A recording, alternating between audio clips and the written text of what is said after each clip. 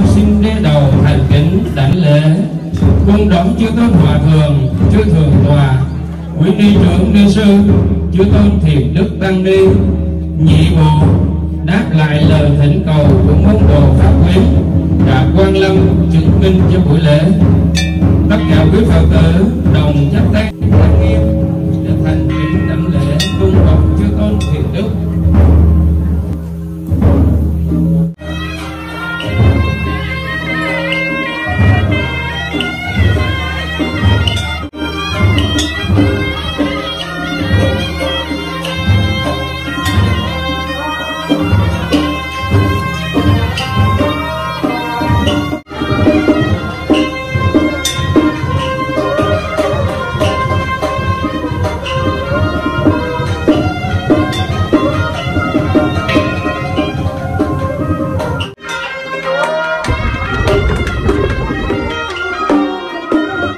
Nam mô Bổn Sư Thích Ca Mâu Ni Phật. Nguyện bái bạch chư tôn đức thưa toàn thể đạo tràng. Giờ phút này nơi bàn chứng minh tôn quý chính giữa, chúng con xin thành kính cung thỉnh đức trưởng lão hòa thượng Đạo Hiệu Thường Quán Hạ Thiền an toàn. Chúng con xin thành kính cung thỉnh đức trưởng lão hòa thượng Đạo Hiệu Thường Trần Hạ Giác an toàn. Chúng con xin thành kính cung thỉnh hòa thượng Đạo Hiệu Thượng Trọng Hạ Quyên an toàn. Chúng con xin đế đầu thành kính cung thỉnh chư tôn thiền đức tăng ni hoan hỷ phong ban an toàn. Chúng con xin thành kính cung thỉnh chư tôn thiền đức tăng ni quý ngài hoan hỷ phong ban an toàn vào vị ghế mà chúng con đã sắp xếp. Nguyện mong chư tôn thiền đức từ bi hoan hỷ. Chư tôn thiền đức tăng ni quý ngài hoan hỷ. Nam mô A Di Đà Phật. Nam mô Bổn Sư Thích Ca Mâu Ni Phật. Nguyện bái bạch hòa thượng chứng minh, bạch chư tôn hòa thượng, chư thượng tọa, đại đức tăng ni, thưa các vị đại diện chính quyền, các ban ngành đoàn thể, thưa cùng toàn thể quý nam nữ Phật tử. Giờ phút này chúng con xin phép quý ngài trong vòng vài phút để chúng con ổn định đạo tràng, và sau đó bắt đầu cho buổi lễ tưởng niệm vào sáng ngày hôm nay. Nguyện mong chư tôn thiền đức từ bi hoan hỷ. Nam mô A Di Đà Phật. Và giờ phút này để buổi lễ được trang nghiêm thanh tịnh, thập phần viên mãn. Nam mô A Di Đà Phật. Nam mô Bổn Sư Thích Ca Mâu Ni Phật. Nguyện bái bạch đức trưởng lão hòa thượng chứng minh, bạch chư tôn thiền đức thưa toàn thể đạo tràng. Con tỳ kheo Đức Hỷ xin phép quý ngài cùng toàn thể đạo tràng được điều phối chương trình chính thức cho buổi lễ tưởng niệm vào sáng ngày hôm nay. Ngưỡng mong chư tôn thiền đức tăng ni nhị bộ quý ngài hoan hỷ. Nam mô Hoan Hỷ Tạng Bồ Tát Ma Ha Tát Tác Đại Chứng Minh. Nam mô Bổn Sư Thích Ca Mâu Ni Phật. Bạch chư tôn đức thưa toàn thể đạo tràng. Trong giờ phút này chúng con kính trình lên hòa thượng chứng minh cùng chư tôn thiền đức tăng ni nhị bộ chương trình của buổi lễ tưởng niệm như sau. Tuyên bố lý do, giới thiệu thành phần tham dự, tuyên đọc tiểu sử cố ni trưởng, cung thỉnh hòa thượng Đạo Hiệu Thượng Nguyên Hạ Quang, Ủy viên Hội đồng trị sự Trung ương Giáo hội Phật giáo Việt Nam, Phó ban trị sự Giáo hội Phật giáo Việt Nam tỉnh Khánh Hòa chứng minh đạo tràng tang lễ. Và chúng con cũng đã cung thỉnh hòa thượng Đạo Hiệu Thượng Trần Hạ Giác, chứng minh ban trị sự Giáo hội Phật giáo Việt Nam tỉnh Khánh Hòa, viện chủ chùa Linh Phong thị xã Khánh Hòa, đương viên chứng minh tang lễ pháp trần. Và chúng con cũng đã cung thỉnh thượng tọa Đạo Hiệu Thích Nhuận Đức, trưởng ban trị sự Giáo hội Phật giáo Việt Nam thị xã Khánh Hòa, đương viên trưởng ban tổ chức tang lễ. Và đồng cung thỉnh thượng tọa Đạo Hiệu Thích Nhuận Pháp, thượng tọa Đạo Hiệu Thích Thiện Ký, đại đức Thích Nhuận Trực, đồng phó ban tổ chức tang lễ. Và chúng con cũng đã cung thỉnh quý ni trưởng Như Chánh, ni trưởng Lưu Phương, ni trưởng Huệ Như, ni trưởng Diệu Đức, ni trưởng Diệu Nguyện và ni trưởng Thông Thuận, chứng minh Phật giáo. Ni bộ Phật giáo Khánh Hòa cũng chứng minh tổ chức tang lễ. Và chúng con cũng đã cung thỉnh Thượng tọa Đạo Hiệu Thích Quảng Chân, Thượng tọa Đạo Hiệu Thích Quảng Nhân, Thượng tọa Đạo Hiệu Thích Thánh Vương, Thượng tọa Đạo Hiệu Thích Nguyên Hoa đương vi chấp lệnh. Và chúng con cũng đã cung thỉnh Thượng tọa Đạo Hiệu Thích Thiện Hoan đương vi sám chủ đạo tràng, và cung thỉnh chư tôn đức trong ban nghi lễ Phật giáo Ninh Hòa đương vi kinh sư đạo tràng. Bạch chư tôn đức cùng toàn thể đạo tràng, và chúng con cũng đã cung thỉnh các phong ban khác thành kính phục vụ cúng dường cho lễ tang của cố ni trưởng. Hôm nay sau lễ thành kính tưởng niệm giác linh cố ni trưởng, chư tôn hòa thượng, chư thượng tọa, quý ni trưởng, ni sư, chư tôn thiền đức tăng ni và toàn thể các vị đại diện chính quyền, các ban ngành đoàn thể và quý Phật tử sẽ thiết lễ với tình linh sơn cốt nhục, nghĩa pháp lữ đại thừa, trang nghiêm làm lễ cung tống kim quan cổ ni trưởng trà tỳ, để trai hàng ni nhân môn đồ phụng thờ. Các Phật tử xa gần thắp hương kính viếng tưởng niệm ân đức của cố ni trưởng. Kính bạch chư tôn đức, trong suốt 5 ngày ban tổ chức tang lễ và môn đồ pháp quyến đã cung kính đón quý phái đoàn đến phúng viếng và chia buồn. Hôm nay ngày 16 tháng 7 năm Nhâm Dần, ban tổ chức tang lễ và môn đồ pháp quyến phải rơi lệ ngậm ngùi niết bàn cất bước ra đi. Con bình nửa gánh tay quy nhẹ nhàng, rừng thiền vắng bóng hạt vàng, biển trần vượt khỏi muôn ngàn phong ba. Người đi dấu vết chưa nhòa, bác y truyền lại sương pha lạnh lùng. Ba sinh hẹn kiếp tao phục, môn phân tổ ấn hẹn cùng non sông. Và từ đây ngàn đời bảo tháp mạc tàng, muôn thuở Minh Châu kính tiết, và cũng chính là nguyên do của buổi lễ ngày hôm nay. Bạch chư tôn đức, thưa toàn thể đạo tràng, về chứng minh cho buổi lễ tưởng niệm, chúng con xin được cung kính giới thiệu có Đức trưởng lão Hòa thượng Đạo Hiệu Thượng Quảng Hạ Thiền, thành viên Hội đồng chứng minh Trung ương Giáo hội Phật giáo Việt Nam, chứng minh ban trị sự Giáo hội Phật giáo Việt Nam tỉnh Khánh Hòa, đương vi chứng minh tang lễ. Chúng con xin thành kính giới thiệu có Đức trưởng lão Hòa thượng Đạo Hiệu Thượng Trần Hải Giác, chứng minh ban trị sự Giáo hội Phật giáo Việt Nam tỉnh Khánh Hòa, đương vi chứng minh tang lễ. Chúng con xin thành kính giới thiệu có Hòa thượng Đạo Hiệu Thượng Động Hạ Quyên, chứng minh tang lễ. Và về phía ban trị sự Giáo hội Phật giáo Việt Nam thị xã Ninh Hòa, chúng con xin được cung kính giới thiệu có Thượng tọa Đạo Hiệu Thích Nhuận Đức, trưởng ban trị sự Giáo hội Phật giáo Việt Nam thị xã Ninh Hòa, đương vi trưởng ban tổ chức tang lễ.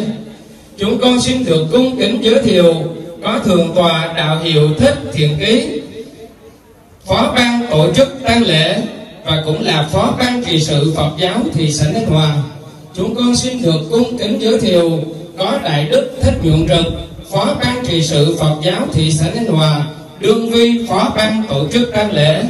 Và chúng con cũng xin được cung kính giới thiệu có quý ni trưởng Như Chánh, ni trưởng Lưu Phương, ni trưởng Huệ Như, ni trưởng Diệu Đức, ni trưởng Diệu Nguyện và ni trưởng Thông Thuận cũng đã quan lâm chứng minh cho buổi lễ ngày hôm nay. Về phía Phật giáo thị xã Ninh Hòa cũng xin được trân trọng giới thiệu có quý ni trưởng Thông Hiền, ni trưởng Thông Tấn, chứng minh Phật giáo thị xã Ninh Hòa cũng đã quan lâm chứng minh cho buổi lễ. Và cũng xin được cung kính giới thiệu có chư tôn hòa thượng, chư thượng tọa, quý ni trưởng, ni sư, chư tôn thiền đức tăng ni, nhị bộ trụ trì các tự viện, tịnh xá, tịnh thất, niệm Phật đường trên địa bàn thị xã Ninh Hòa và các huyện thị lân cận cũng đã quan lâm chứng minh cho buổi lễ ngày hôm nay. Xin được cung kính giới thiệu chung. Và chúng tôi cũng xin được trân trọng giới thiệu có các vị đại diện đảng ủy, hội đồng nhân dân, ủy ban nhân dân, ủy ban mặt trận tổ quốc phường Ninh Giang thị xã Ninh Hòa cũng đã về đây tham dự buổi lễ. xin trân trọng chào đón và giới thiệu chung. Xin trân trọng kính mời Ni trưởng Thích Nữ Thông Hiền, đại diện phân ban ni giới Phật giáo thị xã Ninh Hòa, tuyên đọc tiểu sử của cố ni trưởng. Xin trân trọng kính mời ni trưởng hoan hỷ.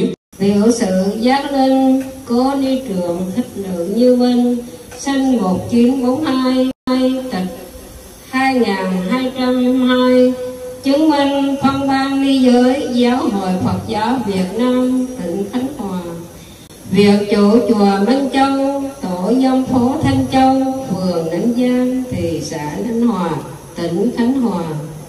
Nam mô A Di Đà Phật. Ngưỡng bạch chư tôn hòa thượng chứng minh, kính bạch chư tôn đức thường trực ban trị sự Giáo hội Phật giáo Việt Nam tỉnh Khánh Hòa, kính bạch chư tôn đức thường trực ban trị sự Giáo hội Phật giáo Việt Nam thị xã Ninh Hòa, kính bạch chư tôn đức trong tôn môn pháp phái, kính bạch quý ni trưởng, quý ni sư. Con xin tuyên đọc tiểu sử giác linh cố ni trưởng Thích Nữ Như Minh. Thế danh ni trưởng Thích Nữ Như Minh, cô thị Hoàng Hoa, sinh ngày 6 tháng 3 năm 1942, nhằm năm Giáp Ngọ tại thành phố Phan Rang, tỉnh Ninh Thuận, trong một gia đình gia giáo thân tín tam bảo. Thân cụ là cụ ông Ngô Đức Ngải, pháp danh Nguyên Đại. Thân mộ là cụ bà Nguyễn Thị Vi, pháp danh Tâm Hồng. Ni trưởng xuất gia tu học, năm 14 tuổi, đầy đủ duyên lành. Ni trưởng thọ giới xuất gia với đại lão hòa thượng Thượng Hiền Hạ Tông tại chùa Thiền Lâm, Phan Rang, tỉnh Ninh Thuận. Năm 1957, ni trưởng thọ giới sa di với pháp danh là Thị Đàm, do hòa thượng Hiền Tâm truyền giới. Năm 1957, ni trưởng được thầy tổ gia nhập chúng tu học tại chùa Từ Nghiêm, một trong những ngôi chùa lớn của ni bộ miền Nam Sài Gòn. Năm 1961, ni trưởng được thọ giới Thích Xoa Mana. Năm 1965, ni trưởng được thọ giới Cầu Túc tại giới đàn chùa Từ Nghiêm do sư trưởng Thường Như Hà Nghiêm làm đàn đầu. Hành đạo năm 1966, ni trưởng thế học khóa thanh niên phụng sự xã hội do hòa thượng Thích Nhất Hạnh đảm nhiệm làm hiệu trưởng. Với tinh thần hạnh nguyện lời sanh, năm 1968, ni trưởng xin xuất chúng và dạy học tại trường tiểu học chùa Vương Xá, thành phố Ban Ma Thuột. Năm 1970, ni trưởng được mời làm giám đốc ký với viện Khải Đoan Đắk Lắk. Năm 1975, ni trưởng cùng với ni trưởng Thích Nữ Như Phước về Hòa Khánh Đắk Lắk lập tỉnh thất để tu học và hành đạo. Năm 2000, theo lời thỉnh cầu của ban hội cờ và lời giới thiệu của cố ni trưởng Thích Nữ Diệu Thanh, ni trưởng và tiếp quản và làm viện chủ chùa Minh Châu, tổ dân phố phường Ninh Giang, thị xã Ninh Hòa cho đến nay. Tham gia công tác từ thiện xã hội. Năm 1998, ni trưởng được hội đồng trị sự trung ương tống phân ni sư. Năm 2007 được tống phân ni trưởng. Đầu tháng 8 năm 2022, ni trưởng lâm trọng bệnh. Thế là ni trưởng đã soạn bản báo thông thu thần thị tịch vào lúc 21 giờ 30 phút ngày 8 tháng 8 năm 2022, nhằm ngày 11 tháng 7 năm Nhâm Dần, trụ thế 81 tuổi, Hà Lạp 57 năm. Nam mô Minh Châu Đường Thượng, Tự Lâm Thế Chánh Tôn, Tứ Thập Nhị Thế, Khí Thị Đàn, Tự Hạnh Thân, Diệu Như Minh, ni trưởng chi giác linh. Nam mô Bổn Sư Thích Ca Mâu Ni Phật. Và tiếp theo là điếu văn của phân ban ni giới Phật giáo thị xã Ninh Hòa. Chúng con xin thành kính cung thỉnh sư diệu hành hoan hỷ cung đối trước chư tôn thiền đức và toàn thể đạo tràng có điếu văn tưởng niệm đến cố ni trưởng. Xin trân trọng kính mời. Hòa thượng chư thượng tọa trong ban tang lễ Ngưỡng bái bạch chư tôn hòa thượng, chư thượng tọa ni trưởng ni sư đại đức tăng ni. Trong bầu không khí trang nghiêm hương tròn quyền tọa, trước giờ tiễn biệt của ni trưởng Thượng Như Hà Minh về gọi vô vi tịch tịnh, con xin thi mặt ni chúng thị xã Ninh Hòa thành kính nghiêng mình đảnh lễ chư tôn hòa thượng, chư đại đức tăng ni, xin bộc bạch đôi lời. Kính lạy cố giác linh ni trưởng, ni chúng thị xã Ninh Hòa chúng con vô cùng bàng hoàng xúc động trước sự ra đi đột ngột của ni trưởng. Hôm nay một ngày đầu thu, trời buồn ảm đạm, từng chiếc lá rơi, từng cơn gió nhẹ mang nồng đậm nét tang thương, len lỏi đi vào đến tận tâm can. Một cảm giác lâng lâng nghe như vũ trụ đang chuyển mình theo định luật vô thường thành trụ hoạt ông. Cái sinh lão bệnh tử theo ta như bóng theo hình, mà người có đó rồi không, chẳng khác nào như nhột sương mai trên đầu ngọn cỏ. Lòng chúng con thương xót vô ngần, giờ chỉ biết hòa theo câu niệm Phật mà thôi. Hôm nay thời tiết chuyển sang thu, gốc tùng siêu độ, vũ trụ nhuộm màu tang thương. Hình ảnh này gần đây nhất vẫn là yên động trong tâm thức chúng con, phát triển góp phần làm trang nghiêm giáo hội. Hình ảnh ấy thật tràn đầy chất liệu yêu thương. Trụ xứ Ninh Hòa từ nay vẫn bóng người, ni chúng thị xã Ninh Hòa đang trên đường phát triển, mà ni trưởng vội vã ra đi giữa muôn trùng tiếc thương vô hạn. Ni trưởng đã bỏ chúng con thật rồi, đi về thế giới thật xa. Cõi cực lạc vô vi tịch diệt, từ nay ni chúng mất đi chỗ dựa tinh thần, một hình bóng thân thương khả kính. Chùa ni chúng chùa Minh Châu mất đi một bậc thầy độ lượng bao dung. Để rồi hôm nay trời Ninh Hòa mây giăng ảm đạm, Bắc Ninh Hòa được lệ tiễn người đi. Và từ nay đường về Minh Châu cỏ lặng cúi đầu, thiền thất giờ này mây che gió lạnh. Đệ tử chúng con xin thầy an tâm thanh thản về với Phật. Tâm nguyện thầy giao phó huynh đệ chúng con sẽ tiếp tục duy trì nguyện hạnh nguyện của thầy, ngưỡng bái bạch thầy. Chỉ còn vài phút nữa thôi, tiện đưa nhục thân thầy ra đài hỏa táng. Đệ tử chúng con nhất tâm thắp nén tâm hương lòng, tỉnh tiện giác linh thầy về xứ Phật. Huynh đệ chúng tôi tiếp nối ngọn đèn thiền long làm vẻ vang Phật pháp. Kính nguyện giác linh sư phụ, không quên đại nguyện tái hiện ta bà, hóa độ chúng sanh. Dòng sanh diệt người đi kẻ ở, Phật sự xong rồi thầy đã ra đi. Quán tánh vui buồn rơi lệ ngấn, tiễn chân thầy đăng bước Tây Quy. Đệ tử chúng con thành kính bái biệt thầy. Nam mô Minh Châu đường thượng từ lâm tế chánh tông, tứ thập nhị thế húy thượng thị hạ đàm, tự hạnh thông hiệu như minh ni trưởng chi giác linh tôn sư tam bái. Nam mô A Di Đà Phật. Nam mô Bổn Sư Thích Ca Mâu Ni Phật. Bà chư tôn đức vừa rồi là dâng lời cảm niệm của đại diện môn đồ Pháp Quyến lên giác linh cố ni trưởng. Tiếp theo chương trình là phần cảm tạ của ban tổ chức. Xin trân trọng kính mời ni sư Phúc Duyên, trưởng phân ban ni giới Phật giáo thị xã Ninh Hòa, đại diện môn đồ Pháp Quyến và chư ni sẽ có lời cảm tạ. Xin trân trọng kính mời ni sư. Nam mô Bổn Sư Thích Ca Mâu Ni Phật. Kính bạch chư tôn đức tăng ni, con đại diện cho ban tổ chức xin lời thỉnh tạ. Nam mô A Di Đà Phật. Nam mô Bổn Sư Thích Ca Mâu Ni Phật.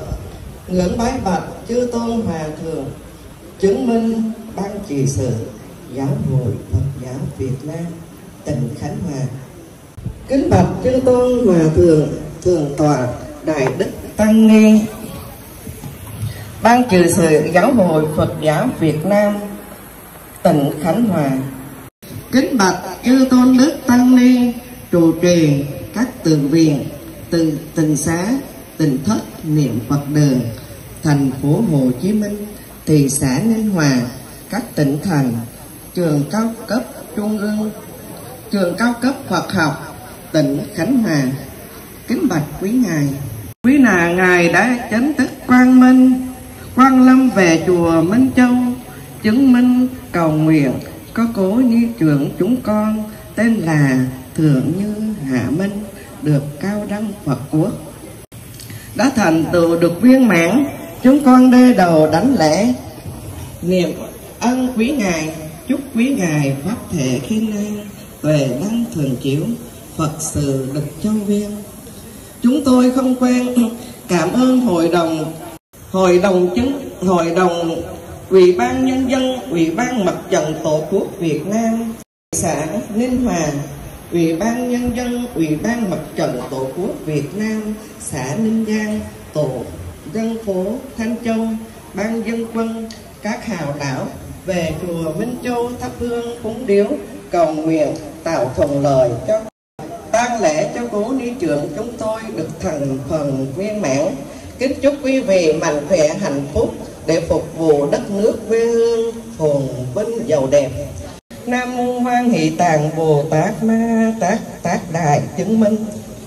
Nam mô Bổn Sư Thích Ca Mâu Ni Phật. Con xin đế đầu kính bạch lễ thưa toàn thể đạo tràng. Vừa rồi là lời cảm tạ của tổ chức. Nhất Phật Sơn Đại Địa không nhị Phật âm dương thể tánh đồng, tam Phật cấu trừ quy Phật quốc tứ sanh lục đạo mật ân đồng. Nam mô Thanh Lương Địa Bồ Tát, Nam mô Thanh Lương Địa Bồ Tát, Nam mô Thanh Lương Địa Bồ Tát Ma Tát. Ai hà thiên sức lãng khổ hải vạn trùng ba, dòng thoát luân hồi khó cấp điểm di đà. Ngon lao đại chúng đồng âm niệm Phật. Nam mô A Di Đà Phật.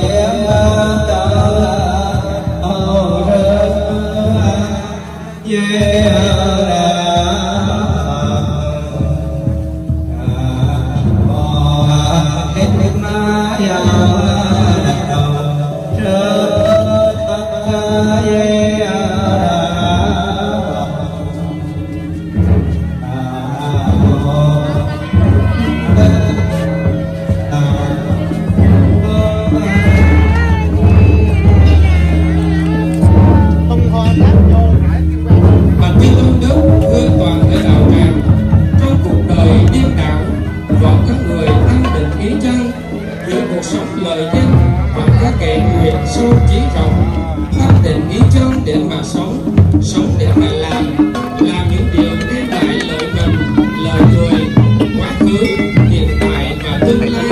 Và giờ phút này để thể hiện về hạnh nguyện cao cả của cố Ni Trưởng khi còn sinh tiền, xin trân trọng kính mời Ni Trưởng Thích Nữ Thông Hiền, đại diện Phong ban Ni Giới Phật giáo thị xã Ninh Hòa, tuyên đọc tiểu sử của cố Ni Trưởng. Xin trân trọng kính mời Ni Trưởng Hoan Hỷ Thông Lâm về trước. Tiểu sử giác linh cố Ni Trưởng Thích Nữ Như Minh, sinh 1942, tịch 2202, chứng minh Phong ban Ni Giới Giáo hội Phật giáo Việt Nam tỉnh Khánh Hòa, nguyên trưởng ban kinh tế tài chính Giáo hội Phật giáo Việt Nam thị xã Ninh Hòa, việc chủ chùa Minh Châu, tổ dân phố Thanh Châu, phường Ninh Giang, thị xã Ninh Hòa, tỉnh Khánh Hòa. Nam mô A Di Đà Phật. Ngưỡng bạch chư tôn hòa thượng chứng minh, kính bạch chư tôn đức thường trực ban trị sự Giáo hội Phật giáo Việt Nam tỉnh Khánh Hòa, kính bạch chư tôn đức thường trực ban trị sự Giáo hội Phật giáo Việt Nam thị xã Ninh Hòa, kính bạch chư tôn đức trong tôn môn pháp phái, kính bạch quý ni trưởng, quý ni sư, kính thưa quý vị lãnh đạo các cấp chính quyền sở tại của toàn thể nam nữ Phật tử sát gần. Con xin tuyên đọc tiểu sử giác linh cố Ni Trưởng Thích Nữ Như Minh.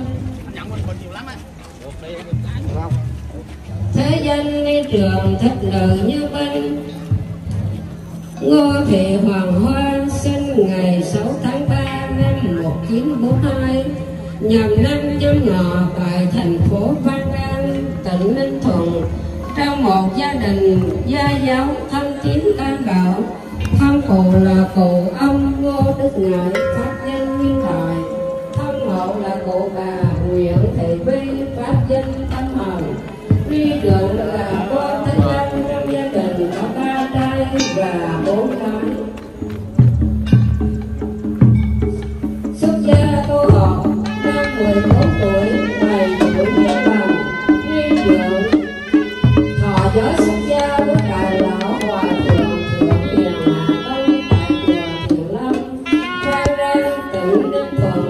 Năm 1957, Ni Trưởng thọ giáo sa di với pháp danh là Thị Đàm, do hòa thượng Hiền Tông truyền giới. Năm 1957, Ni Trưởng được thầy tổ gia nhập chúng tu học tại chùa Từ Nghiêm, một trong những ngôi chùa lớn của Ni bộ miền Nam Sài Gòn. Năm 1961, Ni Trưởng được thọ giới Thích Xoa Mana. Năm 1965, Ni Trưởng được thọ giới Cụ Túc tại giới đàn chùa Từ Nghiêm, do sư trưởng Thường Như Hà Nghiêm làm tràng đầu.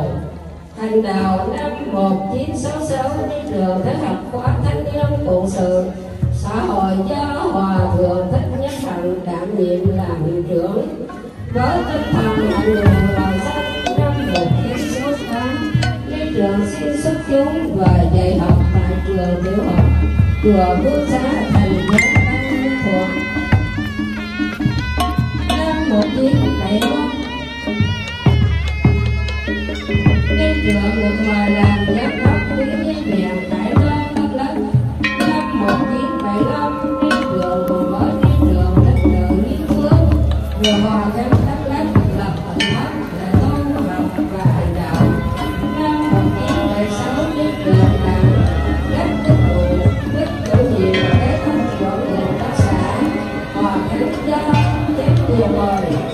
Năm 1982, Ni Trưởng có một cái chỉ sư là Ni Trưởng Thích Nữ Như Huệ về trong ngôi chùa Vĩnh Ngưỡng, xã Khánh Tâm Tông, huyện Mỏ Cày, tỉnh Bến Tre. Năm 1984, về muốn tiết độ Sanh Tông ở chủ nhà Sư Kiều, Ni Trưởng về chùa Thiện Đông, chùa Vĩnh Phước, thành phố Nha Trang, tỉnh Khánh Hòa, cùng hai sư đệ là Thích Nữ Như Hạnh và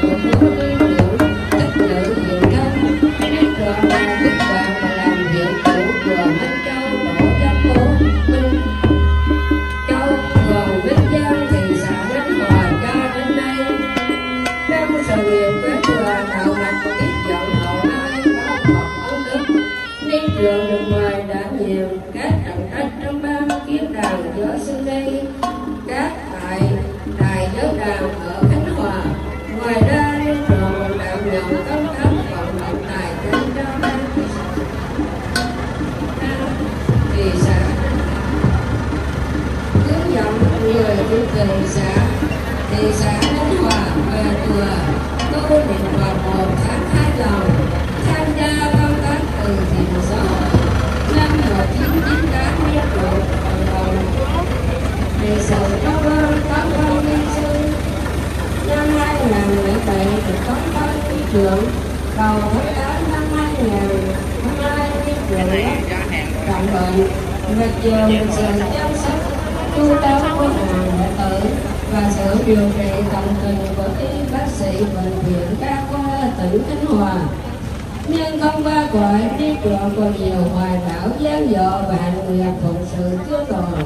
Thế là đi trường đã sọ bạ báo thân thu thần thị tịch vào lúc 21 giờ 30 phút ngày 8 tháng 8 năm 2022 nhằm ngày 11 tháng 7 năm Dần, trụ thế 81 tuổi, Hà Lạc 57 năm. Mình lên qua đổi cua nào ở cái dốc nào là gì đó chú biết á. Bắt đầu lên đầu chỗ này mình quá lên quốc lộ đi còn cái khu quay nên lúc nãy về mình còn đám trên đó nè. Nam mô Bổn Sư Thích Ca Mâu Ni Phật. Vừa rồi là công viên tiểu sự của cố lý trưởng. Chúng con xin thay lời môn đồ pháp quyến thành kính lãnh lễ niệm ân. Dạ giờ thôi tại vì trên đó còn một đám nữa thì. Và tiếp theo là điếu văn của Phong Ban Ni Giới Phật giáo thị xã Khánh Hòa. Chúng con xin thành kính cung thỉnh sư diệu hành hoan hỷ cung đối trước chư tôn thiền đức và toàn thể đạo tràng có điếu văn tưởng niệm đến cổ vi trưởng. Xin trân trọng kính mời. Nam mô Bổn Sư Thích Ca Mâu Ni Phật. Nam mô Tiếp Dẫn Đạo Sư A Di Đà Phật. Nguyện tế bạch chư tôn hòa thượng trong ban chứng minh. Nguyện tế bạch chư tôn hòa thượng chư thượng tọa trong ban tang lễ. Nguyện tế bạch chư tôn hòa thượng chư thượng tọa. Chào cái quay lại giờ chúng con còn cái đám để em các quý Phật tử sai lầm về căn hộ cho buổi sáng hôm nay. Trong bầu không khí trang nghiêm hương hoàng quyền tỏa, trước giờ tiệm kiệm của đi trưởng thường như Hà Minh về cõi vô vi thực tử. Con xin thi mặt ni chúng thị xã Ninh Hòa thành kính nghiêng mình đảnh lễ chư tôn hòa thượng chư đại đức tăng ni, xin bộc bạch đôi lời.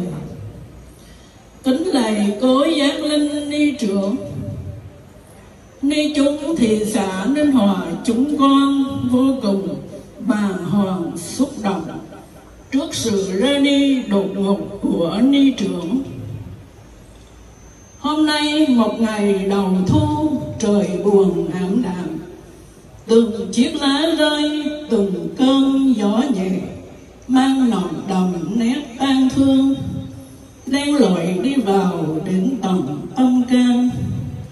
Một cảm giác lâng lâng nghe như vũ trụ đang chuyển mình theo định luật vô thường thành trụ hoạt ông.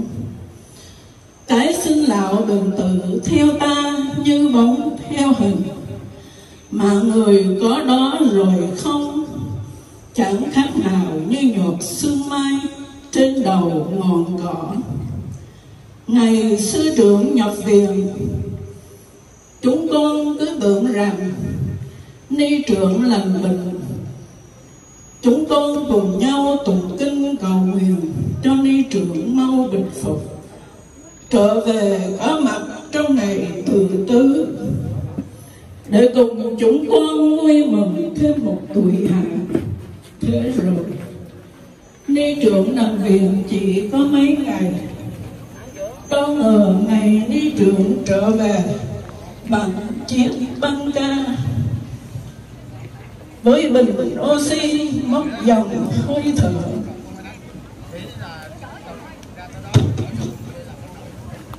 Đứng nhìn con tim thoi thóp, lòng chúng con thương xót vô vàn. Giờ chỉ biết hòa theo câu niệm Phật mà thôi. Hôm nay thời tiết chuyển sang thu, gốc tùng siêu độ, vũ trụ nhuộm màu tang thương. Hình ảnh này gần đây nhất vẫn là in đậm trong tâm thức chúng con.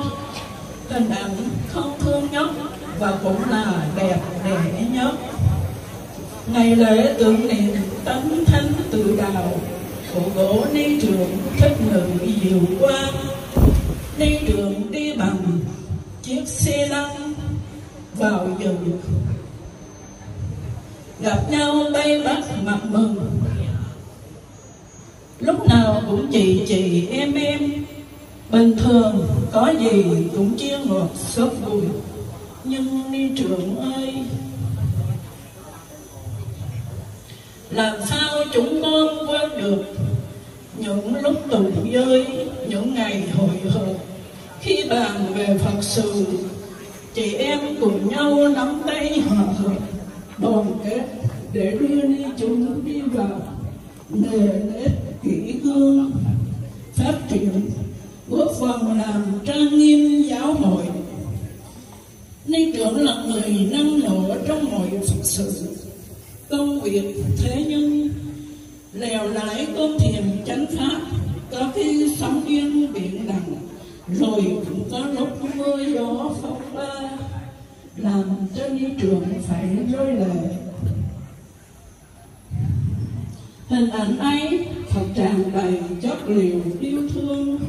Trụ xứ Ninh Hòa từ nay vẫn bóng người.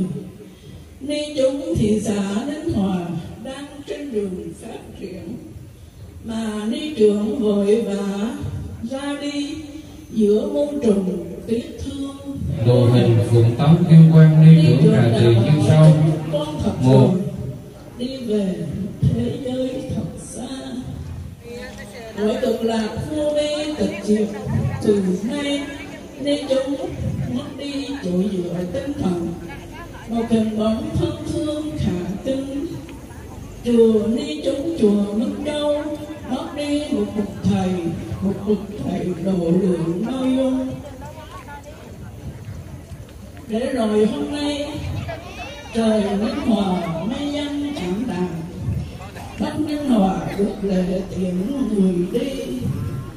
Và từ nay đường về Minh Châu cỏ lặng cúi đầu, thiền thất giờ này mây che gió lạnh. Có phải chăng công viên Tiểu sự giác linh cố Ni Trưởng Thích Nữ Như Minh, sinh 1942, tịch 2202, chứng minh phong ban ni giới Giáo hội Phật giáo Việt Nam tỉnh Khánh Hòa, nguyên trưởng ban kinh tế tài chính Giáo hội Phật giáo Việt Nam thị xã Ninh Hòa, việc chủ chùa Minh Châu, tổ dân phố Thanh Châu, phường Ninh Giang, thị xã Ninh Hòa, tỉnh Khánh Hòa. Nam mô A Di Đà Phật. Ngưỡng bạch chư tôn hòa thượng chứng minh, kính bạch chư tôn đức thường trực ban trị sự Giáo hội Phật giáo Việt Nam tỉnh Khánh Hòa, kính bạch chư tôn đức thường trực ban trị sự Giáo hội Phật giáo Việt Nam thị xã Ninh Hòa, kính bạch chư tôn đức trong tôn môn pháp phái, kính bạch quý Ni Trưởng, quý Ni sư, kính thưa quý vị lãnh đạo các cấp chính quyền sở tại cùng toàn thể nam nữ Phật tử sát gần. Con xin tuyên đọc tiểu sự giác linh của Ni Trưởng Thích Nữ Như Minh. Thế danh Ni Trưởng Thích Nữ Như Minh, Ngô Thị Hoàng Hoa, sinh ngày 6 tháng 3 năm 1942, nhằm năm Nhâm Ngọ tại thành phố Phan Rang, tỉnh Ninh Thuận, trong một gia đình gia giáo thân tín tam bảo. Thân phụ là cụ ông Ngô Đức Ngải, pháp danh Nguyên Đại. Thân mẫu là cụ bà Nguyễn Thị Vi, pháp danh Tâm Hồng. Ni Trưởng là con thứ năm trong gia đình, có 3 trai và 4 gái. Xuất gia tu học năm 14 tuổi, đầy đủ duyên lành. Ni Trưởng thọ giới xuất gia với đại lão hòa thượng Thượng Hiền Hạ Tông tại chùa Thiền Lâm, Phan Rang, tỉnh Ninh Thuận năm 19 1957 ni trường được thờ giáo sa di với pháp danh là Thị Đàm, do hòa thượng Hiền Tâm truyền giới. Năm 1957 ni trường được thầy tổ gia nhập chúng tu học tại chùa Từ Nghiêm, một trong những ngôi chùa lớn của Ni Bộ miền Nam Sài Gòn. Năm 1961 ni trường được thọ giới Thích Sa Mana. Năm 1965 ni trường được thọ giới Cầu Túc tại giới đàn chùa Từ Nghiêm do sư trưởng Thường Như Hà Nghiêm làm đàn đầu. Hành đạo năm 1966 ni trường Thế học khóa thanh niên phụng sự xã hội do hòa thượng Thích Nhất Hạnh đảm nhiệm làm hiệu trưởng.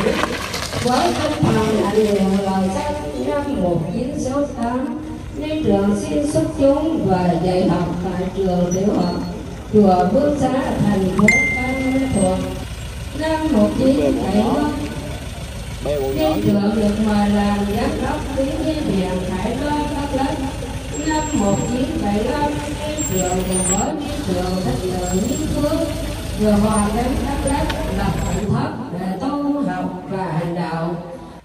Năm 1982, ni trường có lợi ý chỉ sư là ni trường Tự Như Huệ về trong ngôi chùa Vĩnh Bửu, xã Khánh Thanh Tân, huyện Mỏ Cày, tỉnh Bến Tre. Năm 1984, vì muốn tiếp độ sáng thân ở tuổi già sức yếu, ni trưởng về chùa Thiện Lâm, phường Vĩnh Phước, thành phố Nha Trang, tỉnh Khánh Hòa, cùng hai sư đệ là Thích Nữ Như Hạnh và cố ni trường Thích Nữ Như Hân, chung lo phật sự tiếp độ đệ tử xuất gia và quy y cho nhiều đệ tử tại gia. Năm 2000, theo lời thỉnh cầu của ban hội cầu và lời giới thiệu của cố ni trưởng Thích Nữ Diệu Thanh, ni trưởng và tiếp quản và làm viện chủ chùa Minh Châu, tổ dân phố Minh Châu, phường Ninh Giang, thị xã Ninh Hòa cho đến nay. Trong sự nghiệp kế thừa đạo mạch tiếp dẫn hậu lai báo Phật ân đức, ni trưởng được mời đảm nhiệm các trọng trách trong ban kiến đàn giới sư ni các tại đài giới đàn ở Khánh Hòa. Ngoài ra, ni trưởng còn đảm nhận công tác vận động tài chính cho ban trị sự giáo hội Phật giáo Việt Nam thị xã Ninh Hòa, hướng dẫn người thiếu thị xã Ninh Hòa về chùa tu niệm Phật 1 tháng 2 lần, tham gia công tác từ thiện xã hội. Năm 1998, ni trưởng được hội đồng trị sự trung ương tống phân ni sư. Năm 2007 được tống phân ni trưởng. Đầu tháng 8 năm 2022, ni trưởng lâm trọng bệnh, mặc dù được sự chăm sóc chu đáo của hàng đệ tử và sự điều trị tận tình của y bác sĩ bệnh viện đa khoa tỉnh Khánh Hòa, nhưng không qua khỏi, ni trưởng còn nhiều hoài bão gian dở và hành nguyện phụng sự chưa toàn. Thế là ni trưởng đã soạn báo thân thu thần thị tịch vào lúc 21 giờ 30 phút ngày 8 tháng 8 năm 2022, nhằm ngày 11 tháng 7 năm Nhâm Dần, trụ thế 81 tuổi, Hà Lạp 57 năm. Nam mô Minh Châu Đường Thượng, Tự Lâm Thế Chánh Tôn, Tứ Thập Nhị Thế, Khí Thị Đàn, Tự Hạnh Thân, Điều Như Minh, ni trưởng chi giác linh.